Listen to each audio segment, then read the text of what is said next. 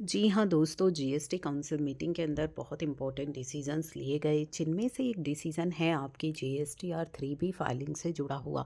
जी हाँ, GSTR 3B की filing पर अब बहुत ही बड़ा इम्पैक्ट होने वाला है। जीएसटीआर 3B की जो ड्यू डेट रहती है मंथली फाइलर्स के लिए 20th ऑफ नेक्स्ट मंथ या 22nd या 24, ठीक है। तो अब यहाँ पे आपको क्या देखना है, अब आपके लिए यहाँ पे एक बहुत ही बड़ी प्रॉब्लम होने वाली है और 3B की जो ड्यू डेट है उस पर क्या इम्पैक्ट होगा, चलिए जानते हैं।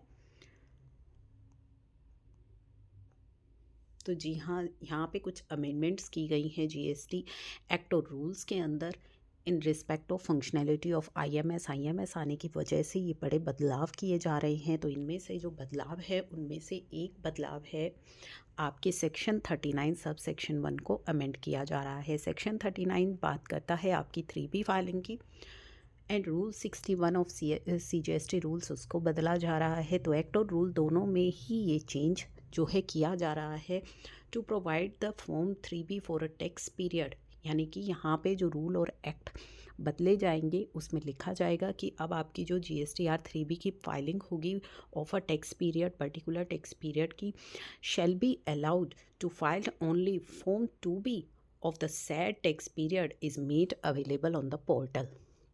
तो यानी कि आप 3B की फाइलिंग तभी कर पाएंगे, फॉर एग्जांपल अगर आपको जनवरी की 3B अपनी फ़ाइल करनी है तो आप वो कब कर फाइल कर पाएंगे, जब आपकी जनवरी मंथ की 2B जनरेट हो जाएगी। और वो कब जनरेट होगी, आपकी GSTR 1 फाइलिंग के बाद आपकी 2B जनरेट होगी, और 2B जनरेट होने के बाद ही आप 3B की फाइलिंग कर पाएंगे।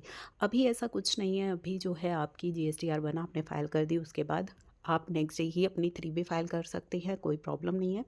लेकिन अब जो ये चेंज आ जाएगा, जो एक्ट और रूल्स में चेंजेस लाया जा रहा है आईएमएस के लिए, अब आपकी GSTR 3B आप तभी फाइल कर पाएंगे जब पोर्टल आपकी 2B जनरेट करेगा। ठीक है, तो पोर्टल जनरेट करेगा, उसके बाद आपके पास केवल 5-6 दिन का समय ही रहता है।